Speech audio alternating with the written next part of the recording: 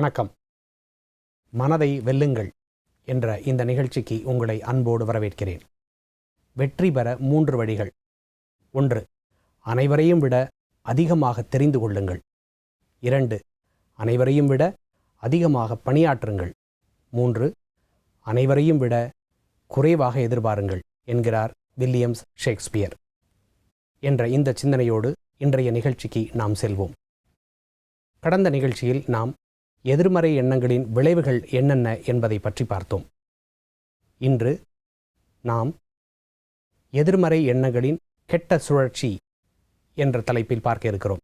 இதை பற்றி ஓர் விரிவான விளக்கம் தருவதற்காக இங்கு வந்துள்ளார் பிரம்மாகுமார் சகோதரர் டாக்டர் B.K. பாண்டிமணி அவர்கள். இவர்கள் கடந்த 40 ஆண்டு காலமாக ராஜயோகாவை பயிற்றுவித்தும் வருகிறார். மேலும் பிரம்மாகுமாரிகள் இயக்கத்தின் வேல்யூ எஜுகேஷன் துறையில் இயக்குனராக இருக்கிறார். யோகாவில் PhD பட்டம் பெற்றவர். நேயர்களே, உங்கள் அனைவரின் சார்பில் அவரை அன்போடு வரவேற்கிறேன். வணக்கம் பிரதர். வணக்கம். ஓம் சாந்தி. ஓம் சாந்தி. பிரதர், கடந்த நிகழ்ச்சியில் எதிர்மறை எண்ணங்களின் விளைவுகளை பற்றி கூறினீர்கள். இன்று எதிர்மறை எண்ணங்களின் கெட்ட சுழற்சி என்ற தலைப்பில் நாம் விவாதிக்க இருக்கிறோம். இந்த எதிர்மறை எண்ணங்களின் கெட்ட சுழற்சி என்றால் என்ன என்பதை பற்றி கூற முடியுமா? நிச்சயமாக. இதை நம்ம சுழற்சி என்று ஏன் கூறுகின்றோம் என்றால், அது திரும்ப திரும்ப நடைபெறுகிறது. ஒன்றை தொடர்ந்து மற்றொன்று வந்து கொண்டே இருக்கின்றது. இதில் ஒரு அதிசயம் என்னவென்றால், இதை இடையிலே நாம் கட் பண்ண முடியாது, சேஞ்ச் பண்ண முடியாது. ஏன்னா ஒன்றை தொடர்ந்து ஒன்று வந்து கொண்டு தான் இருக்கும். ஆக ஆரம்பத்திலேயே நம்ம இந்த மாற்றத்தை ஏற்படுத்த வேண்டியது ரொம்ப அவசியமா இருக்கு. இந்த கற்ற சுழற்சியில 4 விஷயங்கள் இருக்கின்றன. என்னென்ன என்று கூறுங்களேன். 1, எண்ணுதல். நாம எப்படி எண்ணுகிறோம், அதாவது எதிர்மறையான எண்ணங்கள். 2வது உணர்வுகள், நம்முடைய உணர்வுகள் எப்படி இருக்கின்றன. 3வது நடத்தைகள், நம்மளுடைய உணர்வுகள் எப்படி இருக்குமோ அதை போலதான் நம்மளுடைய நடத்தைகள் இருக்கும். இது 3வது பகுதியாக இருக்கின்றது. 4வது நிறைவேற்றுதல். நடத்தைகளை ஒட்டு தான் நம்மளுடைய நிறைவேற்றுதல் நடக்குது. இந்த நடத்தைகளை ஏற்று தான் நம்மளுடைய எண்ணுதலும் நடைபெறுகிறது. அதனால்தான் இது ஒரு சுழற்சி என்று கூறுகின்றோம். ஆக நல்ல எண்ணங்களை விதைத்தால் நல்ல உணர்வுகளை பெறுகின்றோம். நல்ல உணர்வுகளின் காரணமாக நல்ல நடத்தைகளை செய்கின்றோம். நல்ல நடத்தைகளின் காரணமாக நல்ல நிறைவேற்றுதலை செய்கின்றோம். அந்த நல்ல நிறைவேற்றானது நமது நல்ல எண்ணங்களை கொடுக்கின்றது. மீண்டும் அது நமக்கு நல்ல எண்ணங்களையே கொடுக்கின்றது. இந்த சுழற்சியை தான் நம்ம முதல்ல பார்த்தோம். ஆனால் இன்னைக்கு நாம விவாதம் செய்ய வேண்டிய விஷயம் என்னவென்றால், இந்த எதிர்மறையான எண்ணங்களுடைய சுழற்சி என்ன. இதில் எதிர்மறையான எண்ணங்கள் எண்ணுதல் அப்படின்னா என்ன? இந்த எண்ணங்கிறது ஒரு முறை, மெத்தட் ஆஃப் திங்கிங் என்று ஆங்கிலத்தில் நாம சொல்றோம். இப்ப அது நேர்மறையானதுன்னு பார்க்காம இன்னைக்கு எதிர்மறையை மட்டுமே பார்க்க போறோம். அப்ப எதிர்மறையான எண்ணுதல் என்றால் அந்த எண்ணுதல் எப்படி இருக்கும்? ஒன்று விவேகமற்றதா இருக்கணும், இல்லைன்னா நியாயமற்றதாக இருக்க வேண்டும், அல்லது எதிர்மறையானதாக இருக்க வேண்டும். இந்த 3 குவாலிட்டியோட இருக்கிறது தான் நாம எதிர்மறையான எண்ணுதல் என்று கூறுகின்றோம். அப்படி என்றால் எதிர்மறையான உணர்வுகளிலும் இந்த மாதிரி இருக்கிறதா? நிச்சயமாக. ஏன்னா இந்த நியாயமற்ற விவேகமற்ற எதிர்மறையான எண்ணங்கள் நமக்கு எப்படிப்பட்ட உணர்வுகளை கொடுக்குதுன்னா, ஒன்று எல்லாத்தை விட முக்கியமா கவலையை கொடுக்குது, அல்லது பயத்தை கொடுக்கிறது, அல்லது பதட்டமான மனநிலையை கொடுக்கின்றது. இப்ப இந்த உணர்வுல கவலைகள் இருந்ததுன்னு வச்சுங்க, பயம் இருந்ததுன்னு வச்சுங்க, பதட்டம் இருந்ததுன்னு வச்சுங்க, அதற்கு ஏற்ப நம்மளுடைய நடத்தைகளும் பாதிக்கப்படுகின்றது. நடத்தைகள் எந்த மாதிரி எல்லாம் பாதிக்கப்படும்? பாருங்க, நடத்தைகளை நம்ம 2 விதமா பிரிச்சு பார்க்கலாம். ஒன்று நம்மளுடைய நடத்தையானது பொருத்தமற்றதாக இருக்கலாம், அல்லது தவறான செயல்களாகவும் இருக்கலாம். அது ஒரு தரமற்றதாக இருக்கும். வெரி குட், ரொம்ப கரெக்டாக சொன்னீங்க. தகுதியற்ற அல்லது தரமற்ற செயல்களாக அமைந்து விடலாம்.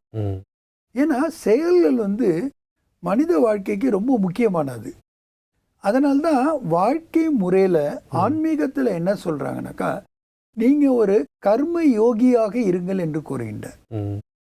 ஸ்ரீமத் பகவத்கீதையிலே கீதையிலே பரமாத்மா ஆனவர் நம்மை கர்ம யோகியாக இருக்க வேண்டும் என்று கூறுகின்றார். அதில் கர்மயோகியே பரமனுக்கு பிரியமானவன் என்ற ஸ்லோகன் கூட உண்டு. ஆக நமக்கு இந்த விஷயம் தெரியுது, கர்மம் செய்யாமல் நம்மளால் இருக்க முடியாது. நிச்சயமாக நாம் எல்லாம் கர்மம் தான் செய்து கொண்டு இருக்கின்றோம். ஆனால் அந்த கர்மத்தை யோகியாக செய்ய வேண்டும். அதாவது கர்மத்தோடு யோகத்தை இணைத்து விட வேண்டும். யோகா என்றால் இந்த இடத்தில் நினைவு என்று கூறுகிறீர்கள். நிச்சயமாக. ஆக நம்ம ராஜ யோக நினைவின் மூலமாக செயல்களை செய்யும் பொழுது நமது செயல்கள் கர்ம யோக செயல்களாக மாறிவிடுகின்றன. அப்போ இதில் ரொம்ப முக்கியமான விஷயம் என்னன்னு கேட்டிங்கன்னா, நாம் கர்மம் செய்யும் பொழுது பற்றற்றவர்களாக செய்ய வேண்டும். இச்சா மாத்திரம் அவித்யா என்று கூறுகின்றார்கள். நம்ம சத்தியுகத்திலேயும் திரேதாயுகத்திலையும் இருக்கும்போது நம்மளுடைய செயல்கள் எல்லாமே நியூட்ரல் செயலாக இருக்கு. அது பாசிட்டிவும் இல்லை, நெகட்டிவும் இல்லை, பாவமும் இல்லை, புண்ணியமும் இல்லை. ஆமாம், நேர்மறையும் இல்லை, எதிர்மறையும் இல்லை. அப்படிப்பட்ட ஒரு நியூட்ரல் ஆக்ஷனை நம்ம செய்கிறனால தான் அங்கே பலாபலன்கள் நம்மளை பாதிக்கிறது இல்லை. ஆனால் அதுவே இந்த துவாபரயுகம் கலியுகம் வந்த பிறகு பார்த்தீங்கன்னா, நாம் இந்த தேக உணர்வில் வந்துவிட்ட காரணத்தினால பாவ கர்மமாக ஆகிவிடுகிறது. அப்போ எதிர்மறை எண்ணங்களின் சுழற்சியில் நம்மளுடைய எண்ணுதல் உணர்வுகளை பாதிக்கிறது, உணர்வுகள் நடத்தையில் பாதிக்கிறது. அப்போது இந்த நடத்தை செயலாற்றும், அதாவது நிறைவேற்றுதலில் எந்த விதமான ஒரு தாக்கத்தை ஏற்படுத்தும்? நம்மளுடைய கர்மத்தினுடைய விளைவு நடத்தையிலிருந்து நிறைவேற்றுதலை பாதிக்கின்றது. அதனால்தான் கர்ம யோகியாக நாம் செயல்படும் பொழுது, பற்றற்று நாம் செயல்படும் போது நாம் நியூட்ரல் கர்மத்தை செய்ய முடிகின்றது. இப்போ நாம் ஒரு விருப்பத்தோட காரியத்தை செய்யறதற்கும் விருப்பமுற்று காரியத்தை செய்யறதுக்கும் மனநிலையில மட்டுமே மாற்றம் இருப்பதில்லை.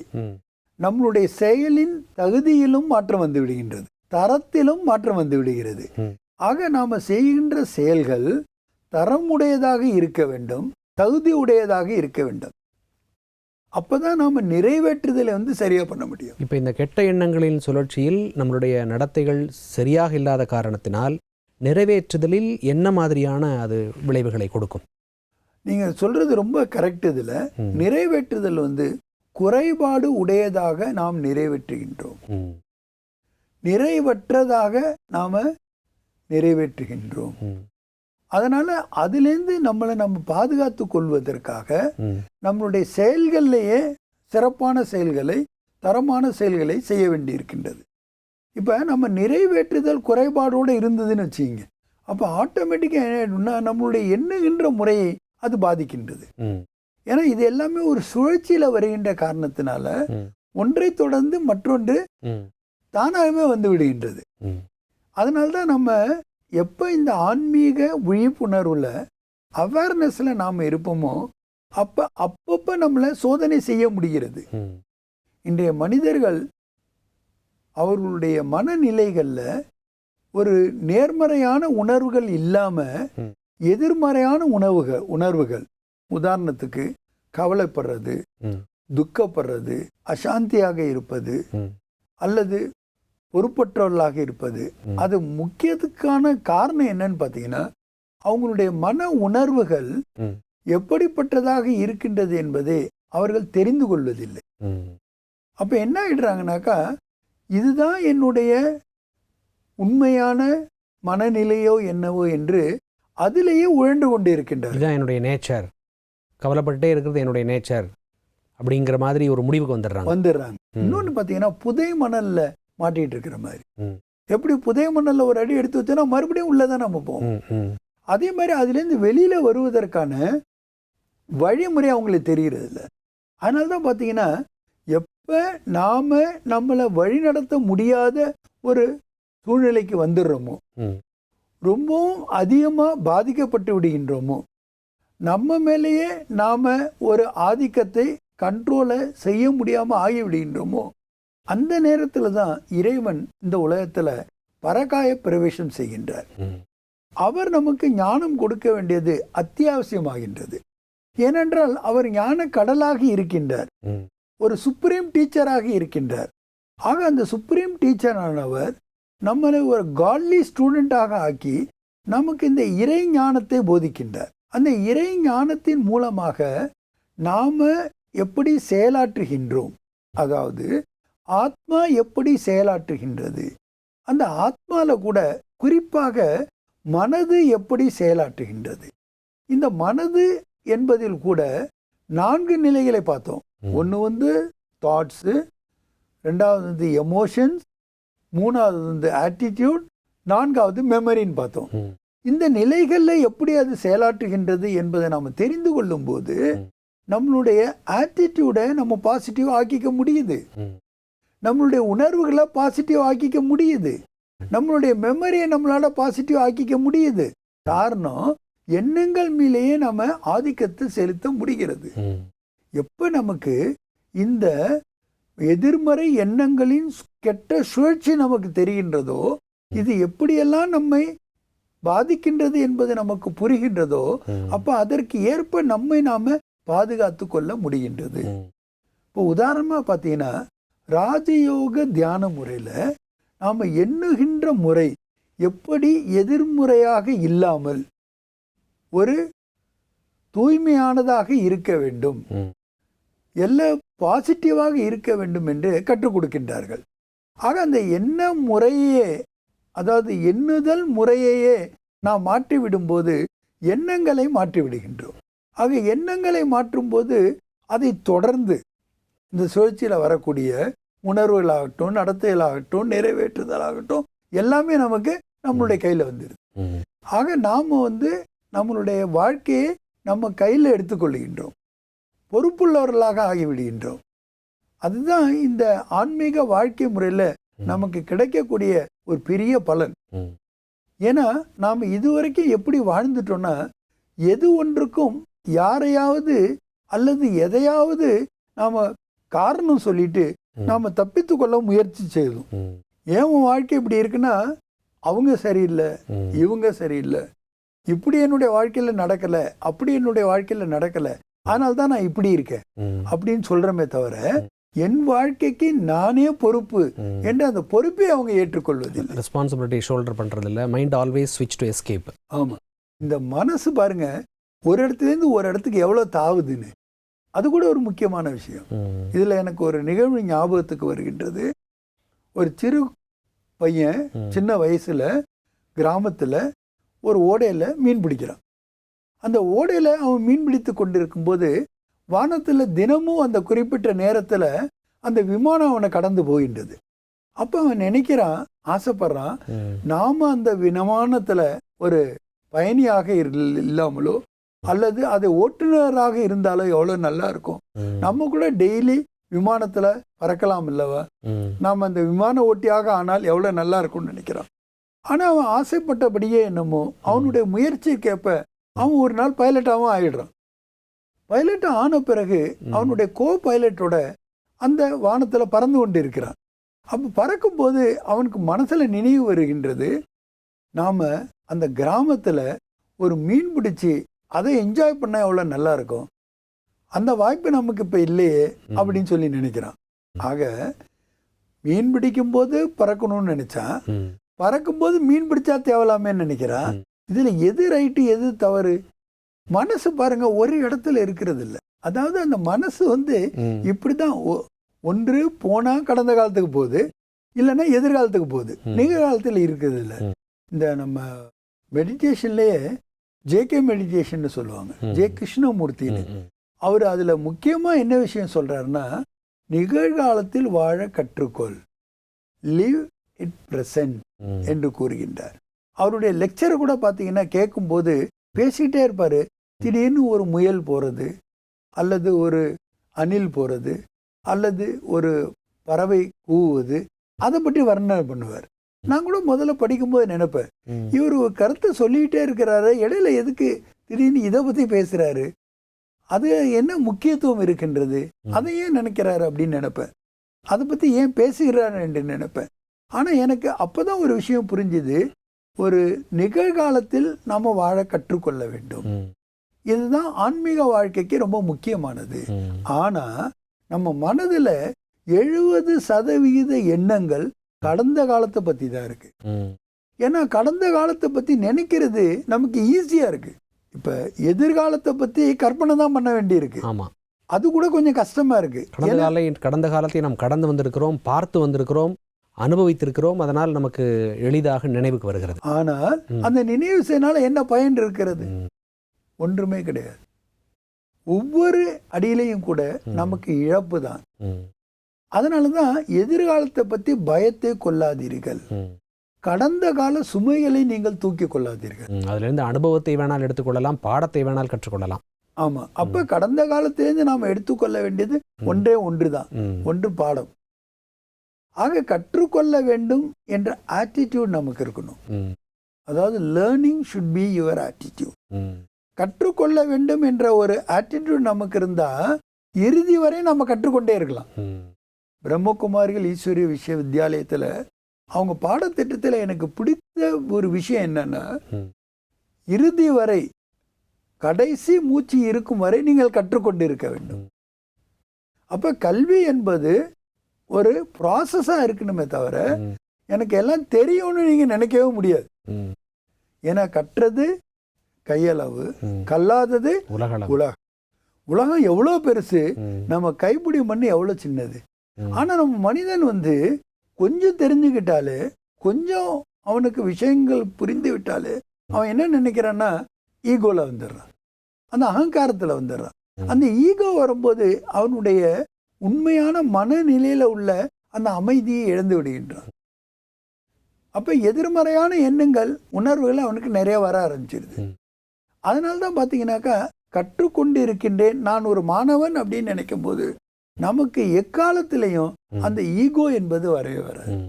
அதனால்தான் பாத்தீங்கன்னா ஆன்மீக வழியில முற்படுறவங்க எவ்வளவுதான் கற்று தெளிந்தாலும் கூட அவர்கள் தங்களை இறை மாணவனாகவே கருதுகிறார்கள். பிரஜாபிதா பிரம்மகுமாரிகள் ஈஸ்வரிய விஸ்வவித்யாலயத்தினுடைய நிறுவனரான தந்தை பிரஜாபிதா பிரம்மா கூட கடைசி வரைக்கும் தன்னை ஒரு ஸ்டூடெண்ட் லைஃப் தான் என்ஜாய் பண்ணார். அவர் சொன்னது என்னன்னாக்கா, நீங்களும் கூட அந்த மாதிரி தினசரி உங்க வாழ்க்கைய ஒரு இறை மாணவனாகவே அனுபவம் பண்ணுங்கன்னு சொல்ற. அதனால தானே என்னமோ இந்த ஸ்பிரிச்சுவல் லைஃப் ஸ்டைல பார்த்தீங்கன்னா தினசரி வகுப்பை கேட்க வேண்டும் என்பது ஒரு கட்டாயமாகவே இருக்கின்றது. இன்னைக்கு அகில உலகம் முழுவதும் 147 நாடுகள்ல 9000 கிளைநிலையங்களுக்கு மேலாக இந்த பிரம்மகுமாரோட வித்யாலயம் செயலாற்றுகின்றது. அதுல நிமித்தமாக இருக்கக்கூடிய சகோதரிகள் எல்லாமே தினசரி காலை 1 மணி நேரம் அந்த இறை ஞானத்தை பயிற்றுவிக்கின்றார்கள். அதை அனைத்து மாணவர்களும் கிட்டத்தட்ட 15 லட்சம் பேர் அதனுடைய பலனை தினசரி பெறுகின்றார்கள். ஆக நீங்க நேரில் கூட ஏன் இந்த பலனை அடையக்கூடாது? ஏனென்றால் இறை ஞானத்தை நாம் கேட்பதின் மூலமாக, என கேட்கும் போது கூட எப்படி கேட்கணும்னு உங்களுக்கு தெரியும். இது கூட எனக்கு ஒரு பழமொழியின் நினைவுக்கு வருகிறது, கற்றலின் கேட்டல் நன்று. நாம படிக்கிறத விட டெய்லி தினசரி, நானும் கேள்விப்பட்டிருக்கிறேன். இப்போ நீங்கள் சொன்னீங்க, நம்மளுடைய வாழ்க்கை நாம் எப்பொழுதுமே மாணவனாக இருக்க வேண்டும், கடைசி வரை கற்றுக்கொண்டே இருக்க வேண்டும் என்று. அப்போ student life is the best life என்று நாம் எப்போதுமே சொல்கிறோம். ஆக நம்ம கேட்கும்போது பார்த்தீங்கன்னா அதிகமான புலன்களை நாம் ஈடுபடுத்துகின்றோம். படிக்கும்போது கூட கண்ணை மட்டும்தான் பயன்படுத்துவோம், ஆனால் கேட்கும்போது பட்டுங்க காதையும் பயன்படுத்துவோம். ஏன்னா காதுக்கு தான் ஆக்டிவ் லிசனிங் இருக்கு. அப்போ நம்ம கேட்கும்போது பார்த்தீங்கன்னா நம்மளுடைய சிந்தனை முறையே மாறிவிடுகின்றது. அதுலேயும் பார்த்தீங்கன்னா யாருடைய ஞானத்தை கேட்கின்றோம், எவ்வளவு காலத்திற்கு பிறகு கேட்கின்றோம். அதாவது ஒரு காலச்சக்கரம் என்பது 5000 ஆண்டுகளுக்கு ஒரு முறை சுழண்டு வருகின்றது. அதில் நமக்கு இப்போ கிடைத்திருக்கின்ற காலகட்டத்தில் தான் அவருடைய இறை ஞானத்தை நம்ம நேரடியாக பெற முடிகின்றது. ஆக அதனுடைய பலாபலன்களை நாம் முழுமையாக அடைவதற்காக தான் தினசரி கேட்டல், அதுவும் கவனமாக கேட்டல், ஆக்டிவ் லிசனிங். இந்த ஆக்டிவ் லிசனிங் வரும்போது பார்த்தீங்கன்னா நமக்குள்ள பல குணாதிசயங்கள் நமக்குள்ளேயே வெளிப்படுகின்றன. ஏன்னா நீங்க கேட்கறதுக்கு தயாரா இருக்கீங்கனாலே என்ன அர்த்தம்னா உங்களுக்குள்ள ஈகோ இல்லைன்னு அர்த்தம். மாற்றத்துக்கு தயாராக ஆகிவிடுவோம். ரொம்ப கரெக்டு. எதிர்மறையான நிகழ்வுகளிலிருந்து கூட நீங்க நேர்மறையான விஷயங்களை கிரகிக்க முடிகின்றது. இன்னொன்னு, நேர்மறையான மாற்றத்திற்கு நீங்கள் உட்படுகின்றீர்கள். ஆக நேர்மறையான மாற்றத்தை நீங்கள் அடைய வேண்டும் என்றால் இந்த ஆக்டிவ் லிசனிங் முக்கியமாக இருக்கின்றது. செல்ஃப் டிரான்ஸ்ஃபர்மேஷனுக்கு ஆக்டிவ் லிசனிங் அவசியமானது. ஆமா. இப்போ நம்ம இந்த விஷயத்தை புரிஞ்சுக்கிறோம். ஒரு எதிர்மறையான எண்ணங்களின் கெட்ட சுழற்சியை நாம் தெரிந்து கொள்ளும் போது நம்மளுடைய எண்ணங்கள், அதாவது எண்ணும் முறையானது விவேகமற்றதாக எதிர்மறையானதாக இருந்தால் நமது உணர்வுகள் கவலையோடையோ பயத்தோடையோ அல்லது படப்படப்பாகவோ அமைந்து விடுகின்றது. எப்பொழுது இந்த மாதிரியான உணர்வுகளுக்கு நாம் ஆட்படுகின்றோமோ நம்மளுடைய நடத்தைகள் பொருத்தமற்றதாக, தகுதியற்ற செயல்களை செய்பவர்களாக ஆகிவிடுகின்றோம். தகுதியற்ற செயல்களை நாம் செய்யும் பொழுது அதனுடைய நிறைவேற்றுதலானது நாம் நிறைவுடையதாக இருப்பதில்லை. இதுல கூட எனக்கு வள்ளுவர் பெருந்தகை கூறிய ஒரு செய்யுள் ஞாபகத்துக்கு வருகிறது. அவர் கூறுகின்றார், கற்க கசடர கற்பவை கற்றபின் நிற்க அதற்கு தக என்று கூறுகின்றார். கற்க என்றால் நாம கற்றுக்கொண்டு இருக்க வேண்டும். அதை எப்படி கற்க வேண்டும்? கசடர கற்க வேண்டும். ஆக அங்க நம்மளுடைய நாலேஜ் வந்து விடுகின்றது. முதல்ல இன்ஃபர்மேஷனை கற்கிறோம், அப்புறம் நாலேஜ் வருகின்றது. அதை நாம நிற்க அதற்கு தக என்று கூறும்பொழுது அது நம்மளுடைய விஸ்டமாக ஆகிவிடுகின்றது. ஆக ஒரு செய்யுளிலேயே அவர் எவ்வளவு அழகாக இந்த 3 விஷயங்களையும் கூறிவிடுகின்றார். Information, knowledge, wisdom. இந்த 3ஐ பத்தி அவர் நமக்கு பிராக்டிக்கலா சொல்லி கொடுத்துறாரு. அதனுடைய பலாபலன்களை கூட நாம் நன்றாக பெற முடிகின்றது. பிரதர், இன்று எதிர்மறை எண்ணங்களின் கெட்ட சுழற்சி, அதன் விளைவுகளை பற்றி விரிவாக கூறினீர்கள். இந்த எதிர்மறை எண்ணங்கள் எந்த மாதிரியான கெட்ட சுழற்சியில் வருகிறது? அது எண்ணுதல் முறையில் பாதிப்பை கொடுக்கிறது. அந்த எண்ணுதல் உணர்வுகளை பாதிக்கிறது. அந்த உணர்வுகள் நடத்தைகளில் மிகவும் பாதிப்பை கொடுக்கிறது. இந்த நடத்தைகள் நிறைவேற்றுதலிலும் பாதிப்பை தருகிறது. மீண்டும் அது எதிர்மறை எண்ணங்களின் சுழற்சிக்கு சென்று விடுகிறது என்பதை பற்றியெல்லாம் விரிவாக கூறினீர்கள். இந்த எதிர்மறை எண்ணங்களின் கெட்ட சுழற்சியிலிருந்து நாம் விடுபட வேண்டுமென்றால் ராஜயோக தியானம் என்பது நாம் தினசரி மேற்கொள்ள வேண்டும் என்றும் கூறினீர்கள். அதுபோல் இறை ஞான வகுப்பையும் தினமும் கேட்க வேண்டும் என்றும் கூறினீர்கள். இங்கு நிகழ்ச்சிக்கு வந்தமைக்கு மிக்க நன்றி. ஓம் சாந்தி. ஓம் சாந்தி. எதிர்மறை எண்ணங்களின் கெட்ட சுழற்சி. எதிர்மறை எண்ணங்களின் கெட்ட சுழற்சியில் 4 விஷயங்கள் உள்ளன: எண்ணுதல், உணர்வுகள், நடத்தைகள் மற்றும் நிறைவேற்றுதல். எண்ணுதல். எண்ணுவது என்பது ஒரு முறையாகும். எதிர்மறை எண்ணங்கள் விவேகமற்றதாக, நியாயமற்றதாக, மேலும் எதிர்மறையாக இருக்கும். உணர்வுகள்.